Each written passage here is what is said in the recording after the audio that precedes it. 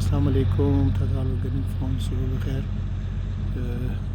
सुबह के साथ ही काम शुरू हो गया है। इसके पवेलियन के ऊपर नॉर्मल मेसन जो है वो काम कर रहे हैं, पवेलियन के वॉल को रिस्टोर कर रहे हैं। यहाँ पत्थर वाले लगे हुए हैं, कश्मीर से जो मिस्त्री आए हुए हैं जो पत्थर की दीवारें चढ़ाते हैं। और इधर बिस्मिल्लाह करके हमारा माशाल्लाह ये एक्सीवेटर भी स्टार्ट हुआ है, थोड़ा वार्म अप हो रहा है।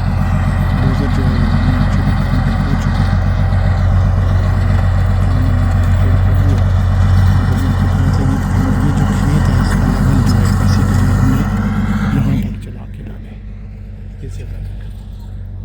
और ये फिर सारे का सारा खेत जो है ये इसके लेवल में आ जाएगा। तो होपफुली काफ़ी सारी मिट्टी है जो कि हमें यहाँ से पुल करनी है और नीचे फेंकनी है। तो जब ये मिट्टी इंशाल्लाह फेंकेंगे तो ये मेरे अंदाजे में 10 कनाल की एक खेत हमारा मज़ीद निकल आना है, जो कि हमारे लिए बड़ा बेनिफिशियल होना है। और दूसरा ये कि जो एक नैरोनेस है जगह पे कि खेतों में हाल चलानी मुश्किल हो जाती है, तो ये इंशाल्लाह बड़ा खेत बनेगा तो इसमें हमें यील्ड भी बेहतर मिलेगी। इसकी हल जो मशीनें हैं वो भी अच्छे तरीके से चलेगी, व्यू भी क्लियर हो जाएगा और बहुत सारी ज़मीन भी इंशाल्लाह हमारी इसमें से रिकवर हो जाएगी। सो मल्टीपल बेनिफिट्स हैं इस काम को करने के। तो चलें अब आपको अपडेट करते हैं। हमने 10 दिन यहाँ लगाए हुए हैं और एक दिन का भी काम इसमें पार वाले जो पहाड़ी काट के जो खेत बनाया है, काफ़ी लंबा खेत है, वहाँ तक जाता है। बेसिकली वहाँ से शुरू होता है और फिर ऑल दी वे ये यहाँ डेयरी फार्म के पास आके यहाँ ख़त्म होता है। सो एक साइजेबल फील्ड बन गया है, क्योंकि इतनी बड़ी पहाड़ी थी, ज़रा उसको काट के वही फ्लैट करके नीचे फालतू जगह उस पहाड़ी के अलावा भी रिकवर हो गई है। सो अभी सबसे पहला टास्क मैंने यही दिया है कि जी आके यहाँ ये रास्ता सीधा करेगा ताकि यहाँ ट्राली मंगाएं और ट्राली मंगा के ये पत्थर उठाएं।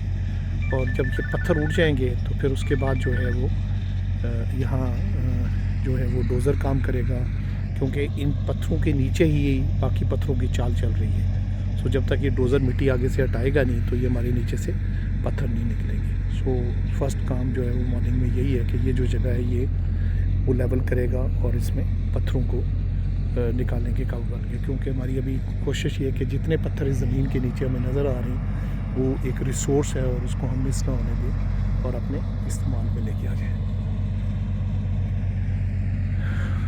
सो सुबह स्टार्ट हो गई है इंशाल्लाह।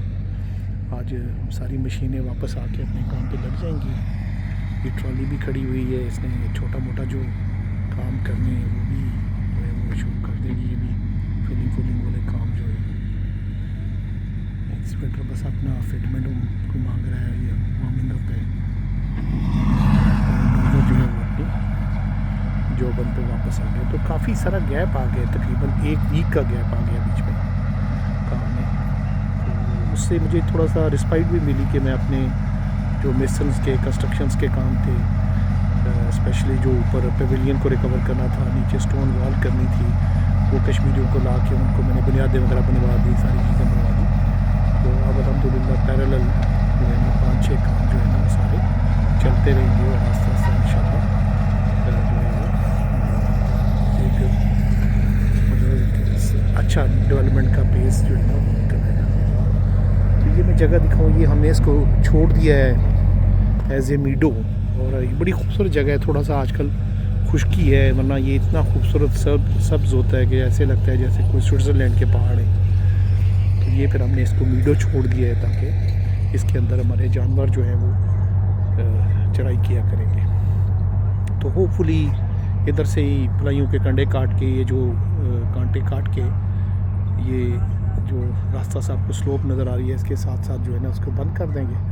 तो ये होगा कि हमारे जानवर जो है ना वो किसी और की प्रॉपर्टी में भी नहीं जाएंगे और यहीं उनको सफिशिएंट स्पेस मिलेगी चरने के लिए। सो अगर आपने ऑर्गेनिक रहना है तो फिर आपने ऑर्गेनिक फार्म के अंदर एक पैस्चर भी छोड़नी है कि जिसमें जानवर नेचुरल माहौल में जो है वो अपनी एक्सरसाइज भी करें और उसके साथ साथ जो है वो उनको चराई भी मिले। सो होपफुली ये ज़्यादा बेहतर हो जाएगा जब नीचे प्रॉपर असेस हो जाएगी, ये पलाइयाँ जो हैं इनकी ट्रिमिंग हो जाएगी, प्रूनिंग हो जाएगी, तो फिर ये है कि नीचे स्पेस अच्छी हो जाएगी और ग्रेजुअली इंशाल्लाह घास भी इस इलाके में और ज़्यादा बढ़ जाएगा। तो प्रॉबेबली ये सरकंडे वगैरह जो हैं खाने जो ये फिर हमने निकाल ही देने हैं ताकि तो ये देखिए बस डेयरी फार्म से वहाँ से जानवर निकलेंगे सीधे वो नीचे आएंगे और ये सारी जगह जो है ना वो उनके लिए खुली जगह है। रिटेन करना भी आसान है, इसकी रिलीफ भी ऐसा है कि जानवरों को